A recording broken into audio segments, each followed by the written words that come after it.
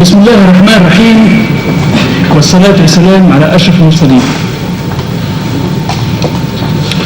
Excellences, Mesdames, Messieurs,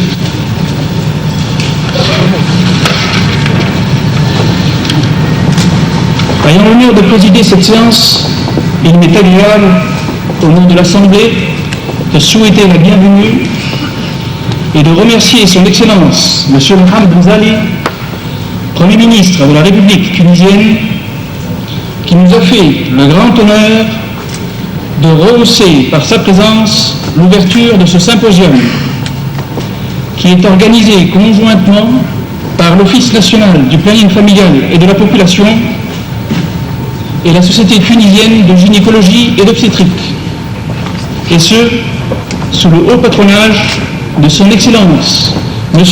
Habib Bourguiba et Madame Wassila Bourguiba, à qui j'adresse, du haut de cette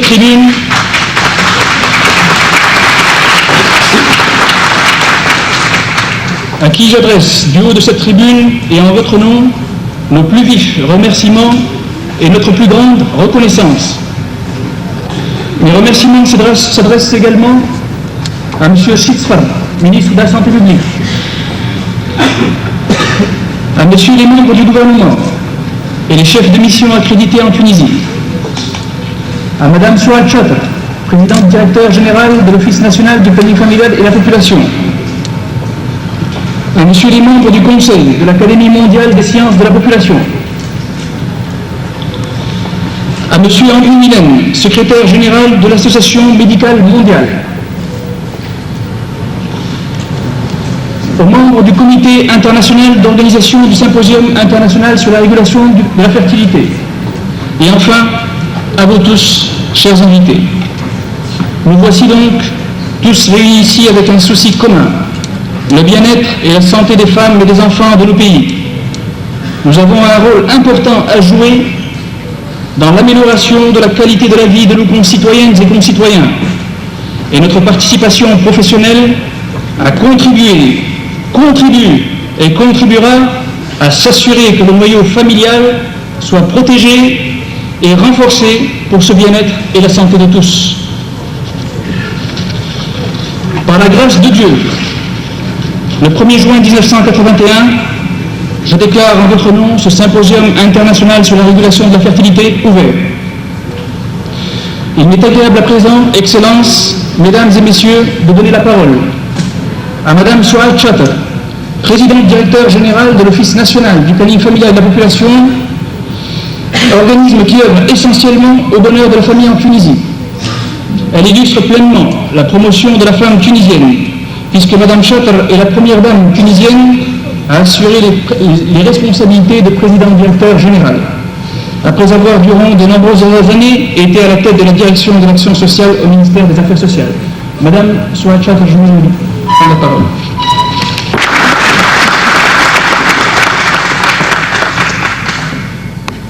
Merci, Monsieur le Président. Merci des paroles aimables que vous avez prononcées à mon égard.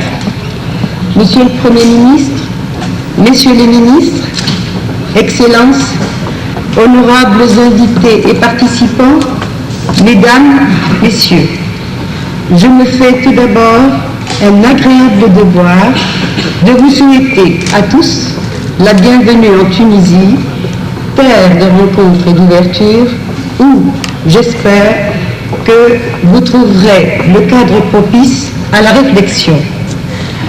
Je me dois tout particulièrement de rendre hommage à son Excellence, Monsieur le Président de la République, et à Madame Wassila Bourguiba, qui nous ont fait l'honneur d'accorder leur haut patronage à ce symposium.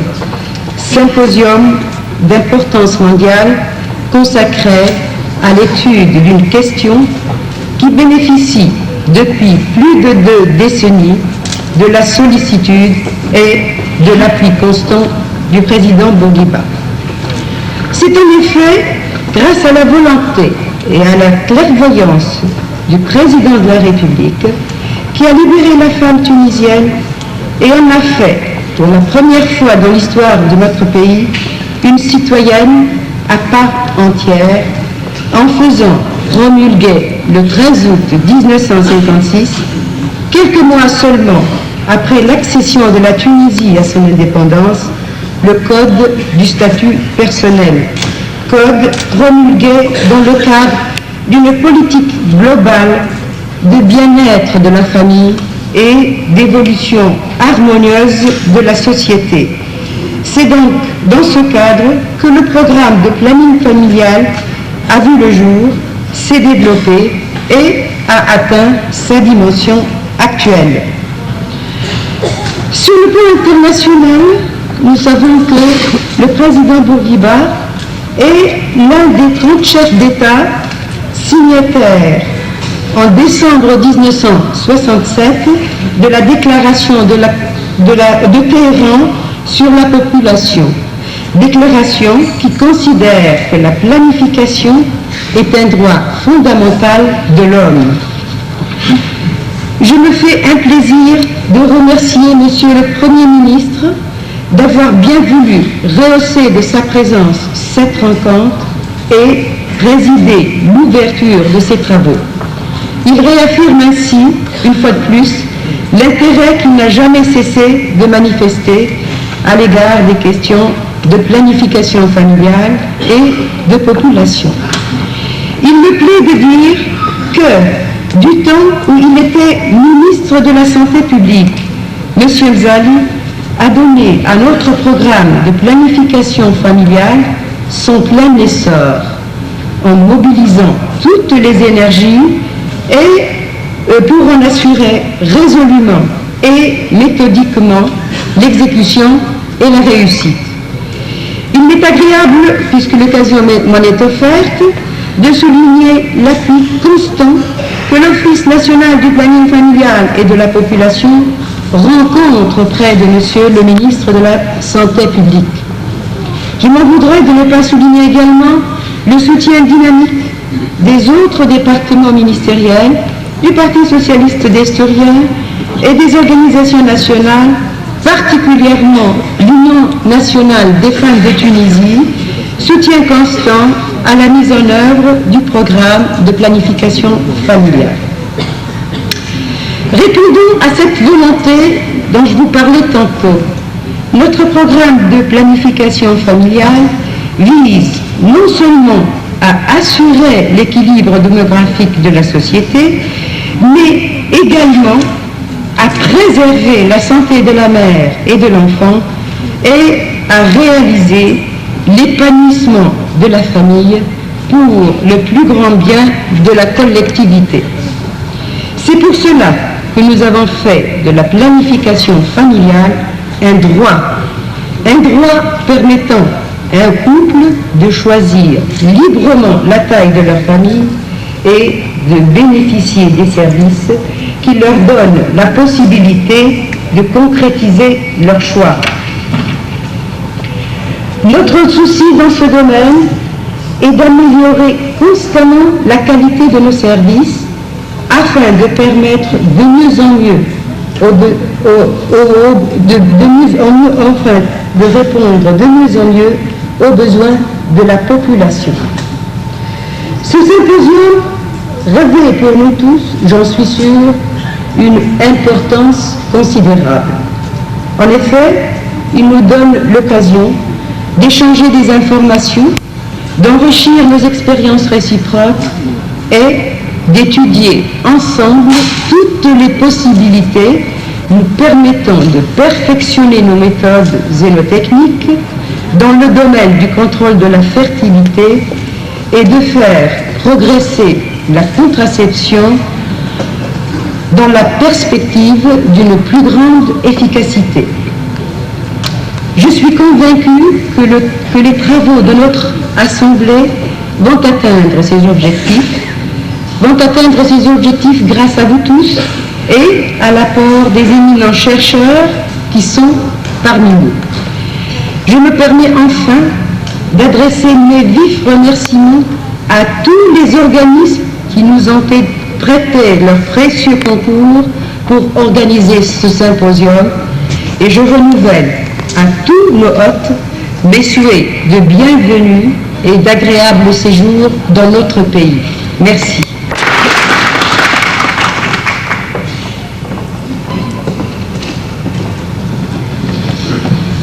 Merci Madame Schwarz-Chatter. Je voudrais donner à présent la parole à mon confrère et ami, le professeur Mohamed Chili, coprésident de ce symposium international sur la régulation de la fertilité et vice-président de la Société tunisienne de stérilisation volontaire et vice-président de la Société tunisienne de stérilisation volontaire et vice-président de la Société tunisienne de gynécologie et d'obstétrique. Professeur Mohamed Chili, bonne parole. Président de ces paroles aimables, Monsieur le Premier ministre, Messieurs les ministres, Excellences, Mesdames, Messieurs, mes chers collègues, en ce jour de fête nationale pour la Tunisie, au nom de tous les participants au symposium, j'exprime d'abord tous nos vœux les plus sincères, nos hommages les plus respectueux et notre profonde gratitude à Monsieur le Président de la République tunisienne et à Madame Wassila Bourguiba qui ont bien voulu nous faire un grand honneur en plaçant sous leur haut patronage ce symposium international médical. De même, au nom de tous, j'adresse nos vifs remerciements et nos sentiments de gratitude à Monsieur le Premier ministre qui a bien voulu nous honorer et rehausser par sa présence l'ouverture de nos travaux. Monsieur le Premier ministre, toute la famille médicale tunisienne qui a eu l'honneur et la joie de travailler sous votre haute direction sait que vous prêtez une attention particulière à tous les problèmes de santé des citoyens en général et aux problèmes de contrôle de la fertilité en particulier. À votre contact, nous avons depuis longtemps admiré votre détermination inébranlable et vos efforts inlassables pour l'équilibre, l'harmonie et le bonheur de la famille tunisienne. L'école de gynécologie tunisienne, qui vous porte la plus haute considération, a le plaisir, si vous le permettez, de vous rendre un public hommage pour avoir donné un élan décisif et un essor sans précédent au programme de planning familial dans notre pays. Monsieur le ministre de la Santé publique, votre présence nous honore et témoigne de l'intérêt que vous avez toujours porté à nos travaux. Nous apprécions les efforts que vous déployez sans cesse pour le développement des cadres et des services médicaux pour le pays et en particulier dans le domaine de la gynécologie, de l'obstétrique et du planning familial. Soyez assurés que les gynécologues tunisiens mettront toute leur énergie à contribution pour vous aider à hisser notre pays au rang des nations développées. Je voudrais remercier vivement tous les membres du gouvernement, Monsieur le directeur du parti, Madame Fethia Mzali, présidente de l'Union nationale des femmes de Tunisie, et toutes les autres personnalités dont la présence nous honore et témoigne de l'intérêt qu'ils portent à nos assises. Nos hommages respectueux et nos remerciements s'adressent à messieurs les ambassadeurs présents. Le comité d'organisation est particulièrement reconnaissant à monsieur l'ambassadeur de France à Tunis pour l'intérêt particulier qu'il a manifesté à notre travail et toute l'aide qu'il a prodiguée pour le succès de ce symposium. Nos sincères remerciements s'adressent aussi à monsieur le gouverneur, président du district de Tunis, et à monsieur le maire de la capitale pour tout leur soutien moral et matériel. Je salue ici la présence de tous nos collègues doyens des différentes facultés de médecine, de pharmacie, de chirurgie dentaire, de médecine vétérinaire, ainsi que celle de tous nos confrères responsables des différentes institutions médicales. Nos salutations les plus chaleureuses et nos souhaits de bienvenue s'adressent à tous les participants et en particulier à tous nos confrères étrangers venus des différents continents du monde et particulièrement aux membres de l'Académie des sciences de la population. Je dois dire à tous que la Tunisie est fière d'abriter ce symposium international et que nous sommes heureux de les recevoir. Notre pays, en effet, essentiellement à vocation arabe et musulmane, demeure ouvert à tous les courants de progrès. Nous avons été et nous voulons demeurer un carrefour de civilisation et une terre de rencontres, de coopération fructueuse entre les nations. Mesdames et messieurs, le thème débattu au cours du symposium, le contrôle de la fertilité, a toujours été une préoccupation majeure pour nos responsables et est toujours inscrit comme un sujet essentiel du programme de développement sanitaire, social et économique de la Tunisie. Est-il besoin de rappeler que dès le lendemain de son indépendance, la Tunisie, grâce à une politique hardie, perspicace et clairvoyante du président Bourguiba, a pris un certain nombre de mesures dans le but de contrôler la fertilité. C'est ainsi qu'on a assisté depuis plus de 2 décades à des mesures législatives reculant l'âge du mariage, interdisant la polygamie et introduisant tous les moyens de contraception, y compris l'avortement. Aujourd'hui, notre pays reçoit les délégués de plus de 40 pays du monde pour discuter du problème de la fertilité. Un survol sur le programme scientifique vous révèle que de nombreux sujets importants sont exposés et discutés. D'éminents spécialistes du monde entier vont faire le point de leur expérience pratique et de leurs recherches fondamentales. Nous sommes certains que des confrontations et des discussions fructueuses vont s'établir. Nous espérons que cette réunion internationale aura des résultats concrets et va apporter des progrès essentiels au bénéfice de toutes les populations du monde. Ainsi, nous voyons notre discipline s'étendre et évoluer.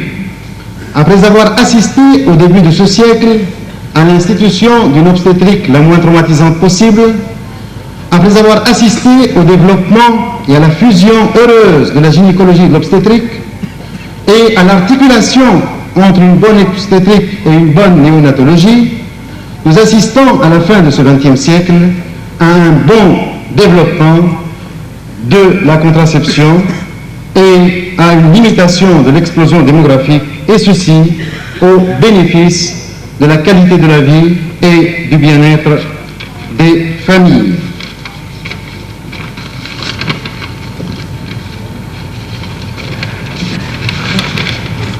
Mesdames et messieurs, mon confrère et ami, monsieur le docteur Mourad Rafat Deli, co-président de ce symposium, directeur de la division médicale à l'Office national du planning familial, vice-président de l'Académie mondiale des sciences de la population, se joint à moi pour remercier tous ceux qui nous ont aidés pour la réalisation de cette manifestation, et en particulier tous nos confrères étrangers, en France et ailleurs, du comité d'organisation et les organismes internationaux, et en particulier l'IFRP.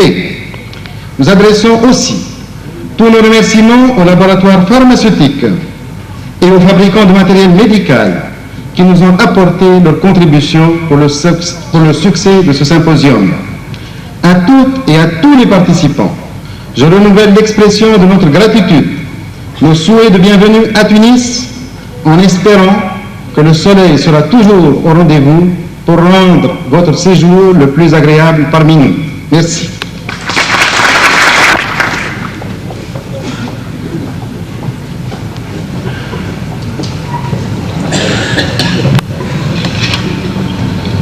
Mesdames, Messieurs, chers confrères, il m'est agréable de donner à présent la parole au docteur Van Ross, directeur général de l'Académie mondiale des sciences de la population, qui souhaiterait présenter en quelques lignes les grandes options de l'Académie mondiale des sciences de la population. Président, Monsieur le Premier ministre, Monsieur le ministre, chers collègues et amis, je voudrais bien continuer en anglais, si vous me voulez excuser, parce qu'on m'a demandé de parler d'un moment à l'autre. On behalf of the Académie mondiale des sciences de la population, we would like to thank in the first place the organizing committee for the fact that they were able to organize this Congress. And in the second place, we would like to thank them for the fact that the Académie mondiale des sciences de la population decided to award His Excellency President Habib Bourguiba for the following reasons. We consider that Tunisia has been a real example for reproductive health care in the world. The status of women and men are well developed, and we all know that the world is facing one very serious problem: the demographic explosion, which in the opinion of the Académie mondiale des sciences de la population is one of the gravest problems at this time of the world, because it will be very soon, in 2 decades, that the world will have a population of 6.2 million people, and the economic development will not be able to support all these people with food. But, therefore, Monsieur le Président, the Academy is very proud of you that you were able to accomplish the intermediate to award His Excellency President Habib Bourguiba. Thank you very much. Merci, Dr Bornos. Si vous permettez, je voudrais donner à présent la parole à Monsieur André Winen, secrétaire général de l'Association médicale mondiale. Monsieur le Premier ministre, Messieurs les ministres, Excellences, Mesdames, Messieurs, chers collègues, c'est à la fois un honneur et un plaisir d'apporter aux participants du Symposium international sur le contrôle de la fertilité le salut des médecins du monde. L'Association médicale mondiale, dont j'ai le privilège d'assumer la fonction de secrétaire général, m'a chargé de vous transmettre ses meilleurs vœux et ses souhaits de très grande réussite dans les travaux que vous entreprenez aujourd'hui et qui vont se dérouler ici à Tunis durant les 3 jours qui viennent. L'Association médicale mondiale a pris position pour la première fois sur les responsabilités du médecin dans la planification familiale lors de sa 21e assemblée qui s'est tenue à Madrid en 1967. En 1974, durant l'année consacrée à la population, l'Association médicale mondiale a organisé une conférence à Stockholm au cours de laquelle une stratégie d'action a été proposée aux médecins pour lui permettre de jouer le rôle essentiel qui doit être le sien dans le contrôle de la fertilité. Plus personne n'ose aujourd'hui contester que le médecin, et en particulier l'attitude personnelle qu'il adopte dans ce problème, constitue la pierre angulaire de la politique mondiale destinée à dominer l'explosion démographique qui représente aujourd'hui un des principaux périls auxquels l'humanité est confrontée et qui n'est pas non plus étrangère à la crise économique qui déferle sur le monde. L'Association médicale mondiale attend avec confiance le résultat de vos assises qui s'additionnent aux initiatives de toutes les bonnes volontés qui, de par le monde, ont accepté comme vous de s'attaquer à cette question complexe de la fécondité et qui vont permettre à l'humanité et à ses civilisations de ne pas devenir les victimes d'une médecine sans cesse plus efficace et qui tous les jours remporte de nouvelles victoires sur la sélection naturelle. Puisse l'homme, avec le concours de son cœur, dominer les conséquences imprévisibles des succès de sa raison et ne pas périr du fait de ses propres découvertes scientifiques. L'avenir de l'humanité repose sur des travaux comme les vôtres qui nécessitent à la fois de l'intelligence, de l'objectivité et du courage. Ayez ce courage, l'humanité et la profession médicale vous en seront gré. Je vous remercie. Merci en votre nom, le docteur André Winen.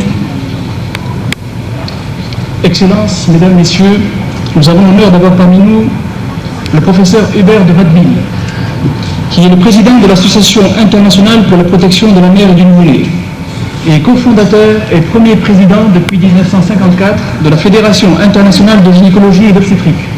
Il est actuellement secrétaire général de cette fédération et je voudrais avoir le plaisir de vous le présenter.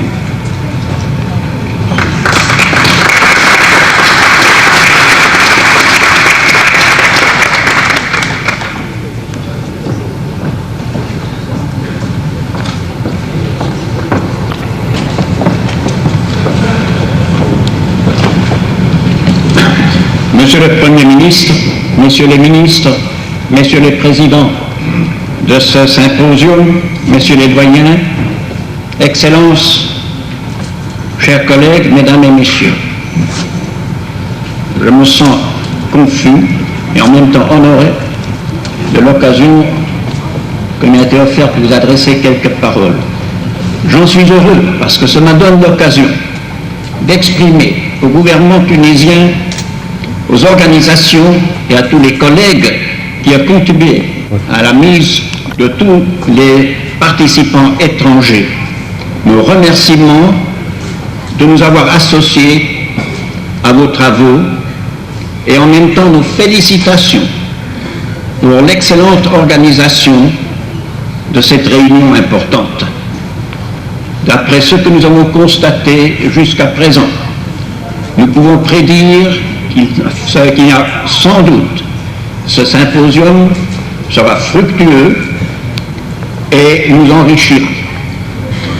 En mon nom personnel, c'est un plaisir de retourner dans votre pays que je connais de longue date, la Tunisie faisant partie de la Fédération internationale de gynécologie et d'obstétrique depuis fort longtemps. Et je prévois que j'aurai l'occasion de collaborer d'une façon encore plus étroite et peut-être plus utile avec mes collègues tunisiens dans le domaine de la protection de la santé de la mère et de l'enfant lié au contrôle de la fertilité, du fait qu'en Tunisie, nous comptons une des premières sections de notre Association internationale pour la santé de la mère et du nouveau-né, une des premières sections et en même temps, il me semble, une des plus actives et je le crois efficace dans son travail à l'avenir. Il me semble que Tunis est particulièrement bien choisi pour tenir un symposium consacré au contrôle de la fertilité, car la Tunisie est un des pays où cette lutte pour l'espacement des naissances conduisant à une meilleure santé de la mère et de l'enfant, à de meilleures conditions de vie.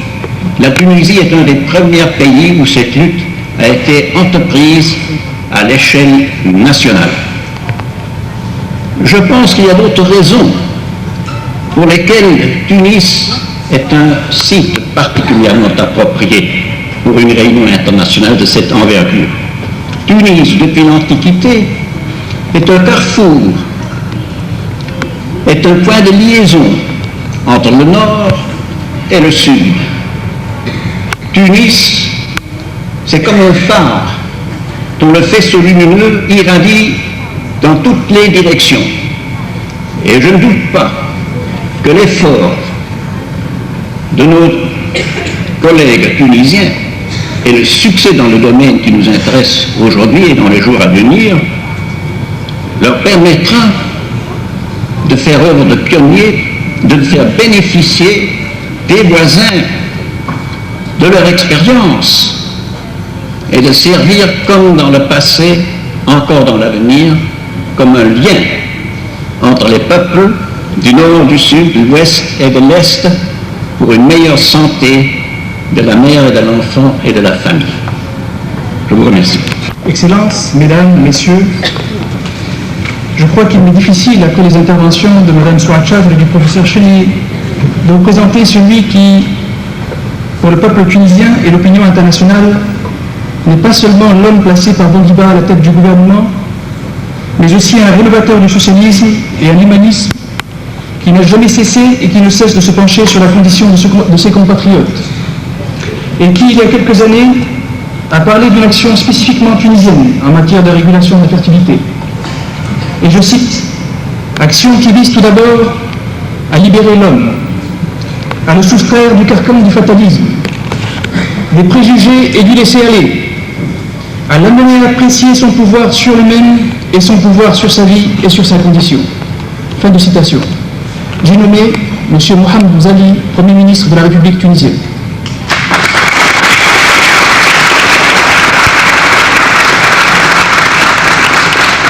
السيدات والسادة، أولا أشكر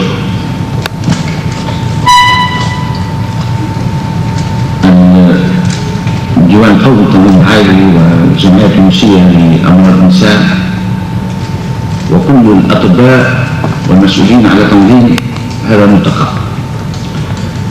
هذا الملتقى العالمي الثالث الذي ينعقد لأول مرة في العالم الثالث، والذي يدرس قضية مراقبة الخصوبة وبصفة عامة مشاكل التنظيم العائلي. أحييهم جميعا وأشكرهم على اختيارهم تونس مكانا لهذا الملتقى، وأعتقد أنهم باختيار تونس إنما أرادوا أن يوجهوا تحية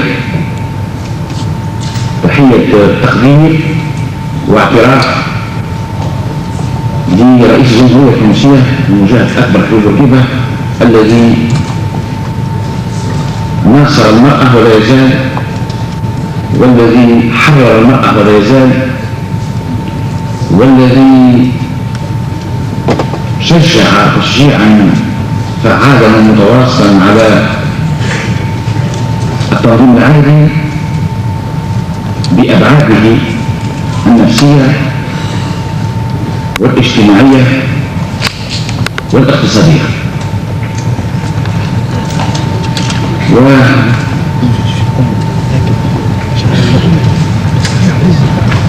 أرجو بهذا المؤتمر بهذا الملتقى النجاح الكامل، ولا أشك في أن أعمالها ستكون مساهمة ذات بال في التقدم بالبحوث العلمية المتعلقة بقضية الخصوبة ومسألة التنظيم العائلي. عندما زارني منذ أشهر الأستاذان الحكيمان محمد الشبلي ورفعت الدابي، مصحوبين بعلمين من أعلام الطب في العالم، وتفضل فطلب مني أن أشرف على هذا الملتقى. دار حديث بيننا، وسألني أحد الطبيبين الكبيرين وهو الدكتور حافظ، وهو مصري لكن لم يعيش في أمريكا ويشتغل في أمريكا، قال لي: هل تستطيع أن تقول هذا الكلام في الملتقى بصفة علنية؟ فقلت له: والله في تونس لا نفرق بين ما نقوله في الاجتماعات الخاصة وفي الاجتماعات العامة، لأن ما نقوله ينبع دائما من عقيدة ودائما من إيمان، ونحن لا نظهر أبدا في مظهرين: مظهر أو سلوك مع الخاصة ومظهر أو سلوك مع العامة. نحن البورجيبيين التونسيين نؤمن دائما بأن الحقيقة واحدة، وأنه يجب أن يكون لنا من الشجاعة ومن الإقدام ما يجعلنا نصدع بها ونناضل في سبيلها ونبذل المجهودات المتواصلة حتى ترسخ وحتى يقتنع بها أكثر الناس.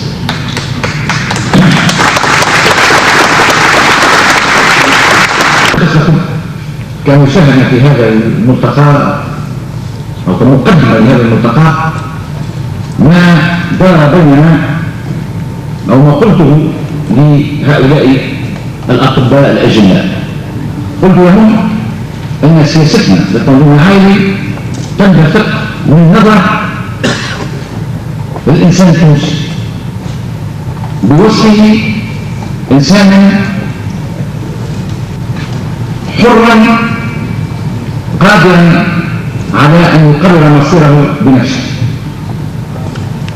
قلنا أن الاستقلال، أن الحرية التي ضحى الشعب في سبيلها وكافح بقيادة المجال الأكبر ليست حرية جماعية عامة ومطلقة، ليست حرية نظرية، بل حرية فردية يجب على كل مواطن وعلى كل مواطنة أن ينعم بها وأن يمارسها أكثر فأكثر وأعمق فأعمق بتدرج نتيجة كفاح مستمر. ومن مظاهر هذه الحرية وهذه الكرامة أن يقرر كل مواطن أو كل مواطنة مصيره ومصير عائلته، وأن يختار حجم عائلته والوقت المناسب للإنجاب. ومعنى الحرية والكرامة كذلك وبالخصوص أن يشعر أن بنفسه أنه مسؤول، فإذا أنجب فمعنى هذا أنه مسؤول على تربية هؤلاء الذين أنجبهم وعلى تكوينهم وعلى إيجاد المناخ النفسي والوسائل المادية الضرورية كي ينشأ هؤلاء الأولاد نشأة طبيعية، وأن تتفتح ملكاتهم، وأن يقدر بالتالي على الاندماج في المجتمع وعلى أن يكون مواطنين صالحين. هذه النظرية. ثانيا قلنا إن ما كبل عقل الإنسان وما أرهق حياته في القرون الماضية هو فهم خاطئ للقضاء والقدر، وهو شيء من الاستسلام، هو شيء من الانهزام أمام الحياة، جعل المرأة بالخصوص والرجل كذلك، لكن المرأة بالخصوص أن هي في الخطوط الأمامية للمصائب،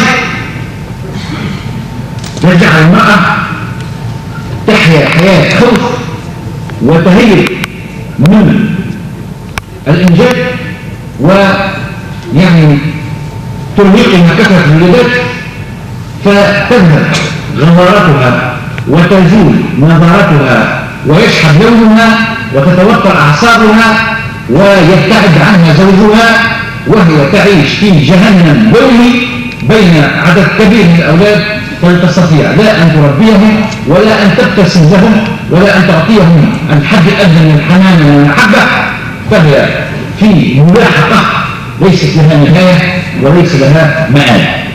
فهذا الشعور بالانسحاق، هذا الشعور بالهزيمة المتواصلة، هذا القلق المتواصل، هذا كله أردنا أن نحرر المرأة منه وأن نقول لها أنت حرة، أنت سيدة جسمك وسيدة نفسك وسيدة مشاعرك، وأنت الأم وأنت المسؤولة في المقام الأول على تربية أولادك. فإذا رأيت أنه في كثرة الولادات وفي سرعة الولادات ما قد يحول دونك ودون القيام بهذه المسؤولية ودون التمتع بالحد الأدنى من الصحة والعافية، فلك الحق في أن تقرري ما تريد. هذا شيء بسيط، لكن عندما نقوله وندخل في ممارسته تتراءى أمامنا نماذج من الرجعيين، من المهزومين فلسفيا وفكريا، هؤلاء الذين ينادون بالحرية والديمقراطية في الصالونات وسيجارة في منقارهم، ولكنهم في الممارسة يزورون ويتخاذلون ويقولون كلاما آخر. ديمقراطيتنا وتصورنا الحرية والمسؤولية هو سلوك الممارسة لا سلوك الشعارات. هذا ما قلناه، هذا ما قلناه وما صدعنا به وما نادينا به في الاجتماعات الشعبية أمام النساء، أمام الرجال، في القرى، في الآيات. وهذا ما فهمه الشعب، وهذا ما أقبل عليه الشعب، وهذا ما سوف لن يتقهقر رغم نعيق بعض الغربان الذين خلطوا بين القرون الوسطى وبين الربع الأخير من القرن العشرين.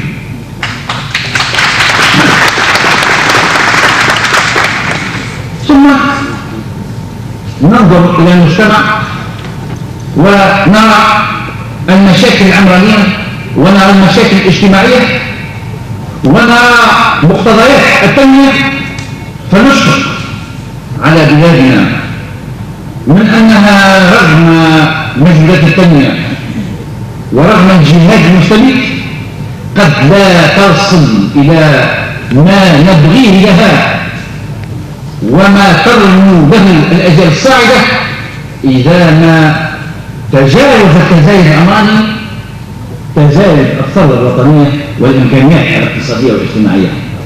من هنا جاءت ضرورة التوازن بين عدد الأفواه المفتوحة والسواعد الطالبة للشغل وبين الفرص المتاحة لهؤلاء ولهؤلاء. من هنا جاء البعد الاجتماعي والبعد الاقتصادي للتنمية. هذا ما قلناه في المؤتمر الدولي للسكان الذي أشير إليه في بعض الخطب والذي تشرفنا بأن ترأسنا وفد تونس إليه، فقلنا في خطاب موجود مكتوب إنه يجب على البشر كل البشر أن يتجاوزوا الخلافات المذهبية وأن يتقوا الله في النساء وفي الرجال، أن يتقوا الله في الضعفاء، وأن لا يستعملوا التنظيم العائلي كخصومة إيديولوجية أو كفعلة سياسية بعنوان يعني كاذب ما أتى الله به من سلطان. هذا ملخص للأرضية الفكرية، وهذا من جعل تونس اليوم بكل تواضع تعتبر في مقدمة البلدان في العالم، لا أقول في العالم ذات، في العالم التي أقدمت ونجحت في سياستها التنظيم العالمي. اليوم في تونس أي امرأة أي مواطنة تستطيع أن تختار، تستطيع أن تمارس حقها في تقرير مصيرها وتقرير مصير عائلتها وأولادها. فإذا ما قررت أن تحيط نفسها بمظلة أو برعاية التنظيم العائلي فإن الدولة تمدها، تضع على ذمتها مجانا كل أنواع الوقاية أو العلاج أو اجتناب الولادات. الجهاز الصحي في البلاد التونسية سواء المستشفيات أو المساحات أو مصالح يعني مساحات الديوان القومي في العالم بالأطباء بالخوادم بالممرضين بالاختصاصيين كلهم على ذمة المواطنات والمواطنين إذا ما اختاروا أن يسلكوا سياسة التنظيم العالمي. لا ضغط لا قوة أبدا بقدر ما نوعي الناس ونخلصهم مما علق في أذهانهم من خرافات بقدر ما نضع على ذمتهم الوسائل إذا ما اختار التنظيم العالمي. وهذا أتى بنتائج نهيج أن نسبة الزيادة نقصت نقصانا ملحوظا وإن كان غير كافي بالنسبة لأهدافنا وبالنسبة لآفاق تنمية شعبنا. العبرة أيها السادة ليس في الكثرة، فرجل كألف وألف كأف. العبرة ليست في الكثرة، العبرة هي في النوع. العبرة هي في أن يكون كل التونسيين والتونسيات متمتعين بصحة جيدة وبملكات سوية وبعقول مهذبة وبنفوس كبيرة. فالمواطن السوي دولة في حد ذاتها، أمة برأسها، وكثرة المنقوصين المعوقين الضائعين التائهين البطلين المعوجين كثرة بلا بركة. والأمة التي نادى الرسول الأعظم صلى الله عليه وسلم بها باعتباره سيباهي بها هي أمة كل فرد من أفرادها رجل وأي رجل، لا أمة الكثرة الكثيرة التي لا يقام لها وزن وليس لها تأثير.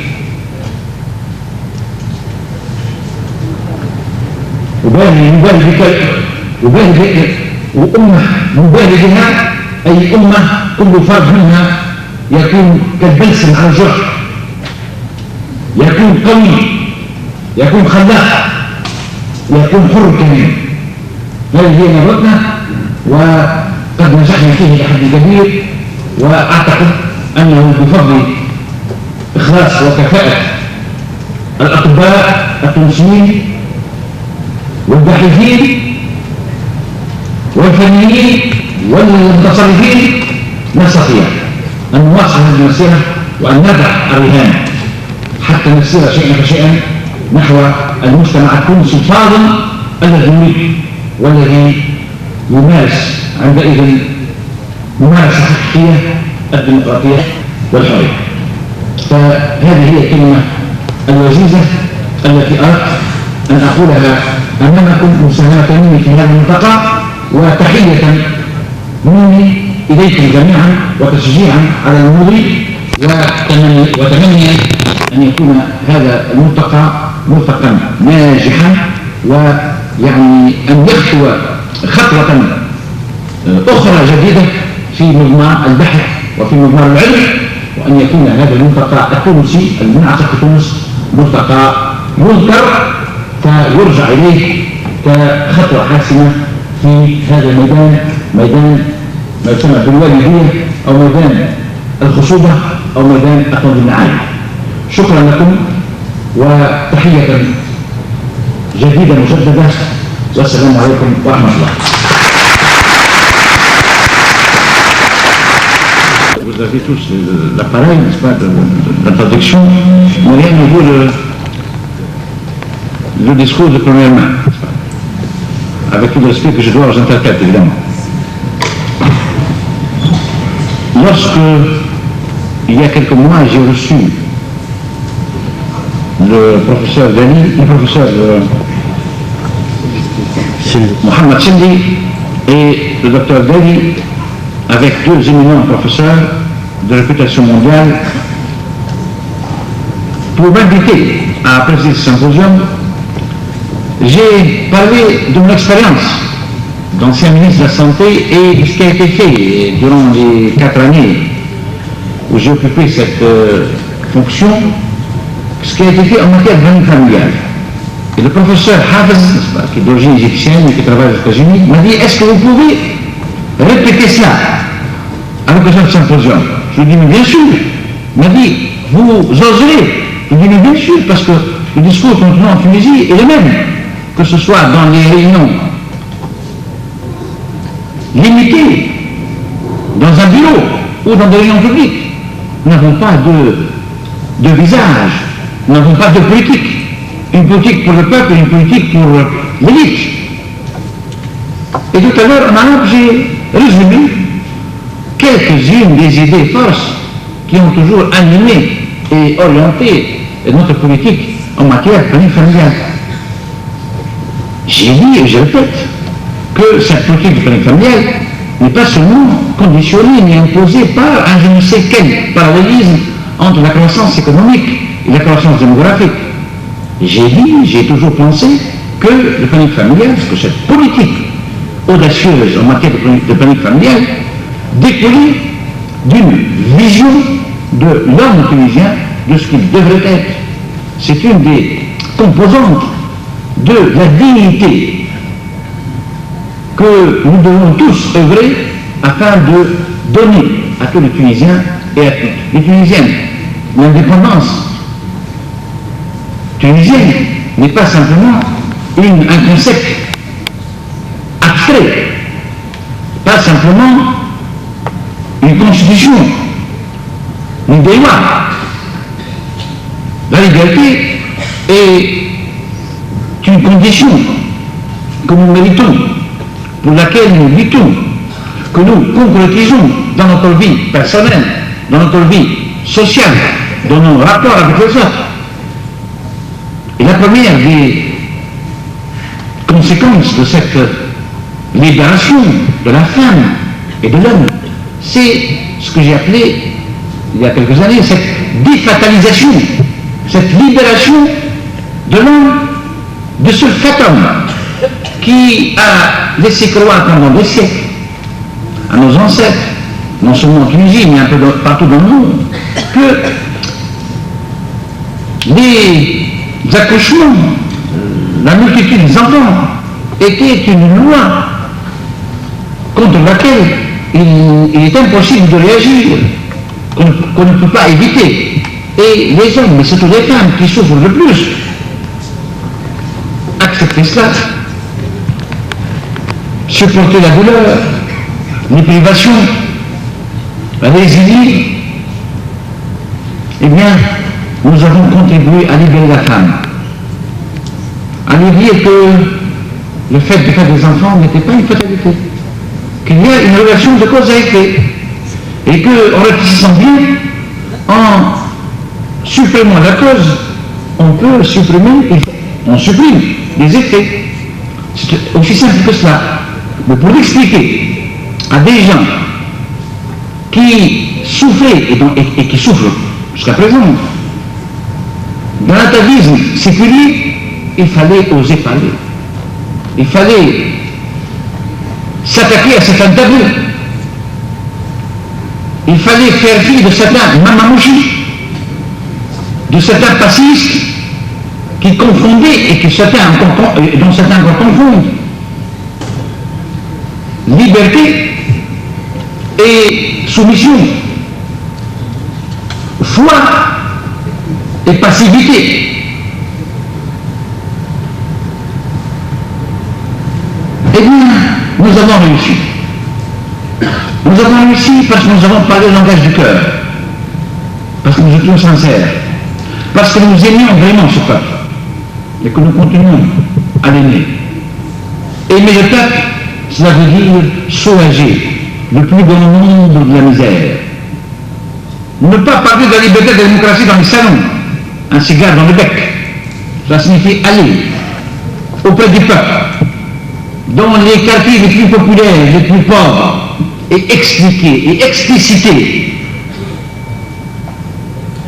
afin que la femme devienne consciente de ses possibilités, de sa liberté, et qu'elle puisse arriver à un stade de développement social et mental qui lui permet de choisir. Choisir, tel est le maître mot que nous avons toujours répété. Nous n'imposons pas de planning familial. Nous éduquons et nous laissons les citoyennes et les citoyens choisir. Voilà le côté, la dimension spirituelle, la dimension intellectuelle, la dimension sociale qui a toujours sous-tendu notre politique de planning familial. Cela, on n'arrive pas à le faire par les études ou par les statistiques et les cours. Pour le faire, c'est-à-dire pour en convaincre les gens, dans les coins périphériques, il faut aller les voir, il faut parler, il faut savoir parler à ces gens-là et être sincère. C'est notre gloire, notre honneur au PSD, nous, les disciples de Bourguiba, d'avoir pu le faire.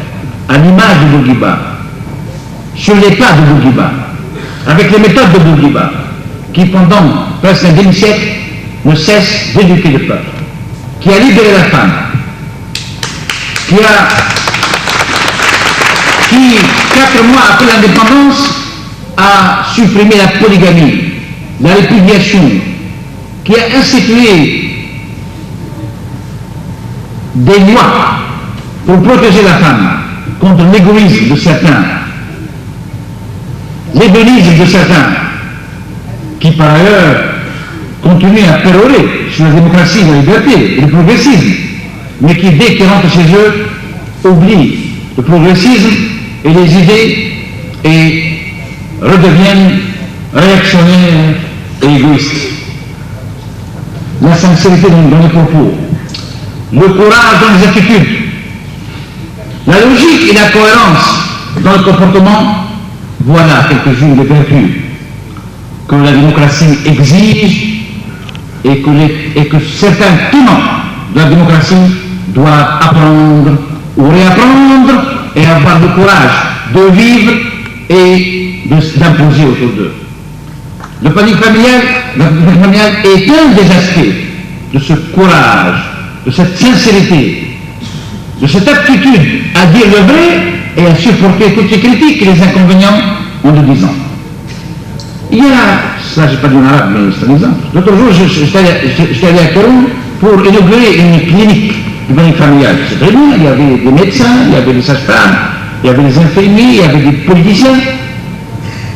Et au fil de la discussion, j'ai appris qu'un médecin hésitait à opérer la ligature de l'ombre à l'endroit d'une femme qui le demandait, qui l'exigeait, qui l'implorait et qu'elle avait que 2 enfants. Mais évidemment, en général, cette opération, on l'a fait après la femme et 4 enfants. Mais si cette femme, pour des raisons qui me sont propres, vous implore, vous demande cela, de quel droit vous dites-on? M'a dit, vous savez, peut-être que son mari mourra, qu'elle divorcera, et que son futur mari aimerait avoir un enfant d'elle. Je dis, de quoi vous me livrez? Vous voulez la démocratie, la liberté? Vous êtes démocrate? Il m'a dit oui. Vous êtes un homme libre? Il m'a dit oui. Vous êtes témoin, je suis avec nous, la ministre de la Santé. Mais au nom de quel droit, de quelle constitution, de quel texte, de quelle morale vous laissez cette femme angoissée dans le cas où elle est? Pourquoi vous voulez être l'avocat d'un éventuel deuxième mari? Pourquoi? Qu'est-ce que c'est que cette gymnastique plus ou moins anormale? Voilà, parce qu'il y a des gens qui parlent de démocratie et de liberté, mais dès qu'on fouille un peu, c'est cette carapace qui saute, et on se retrouve réactionnaire et passiste. Eh bien, il faut aller jusqu'au bout de ces idées. Il faut avoir le courage de ces idées.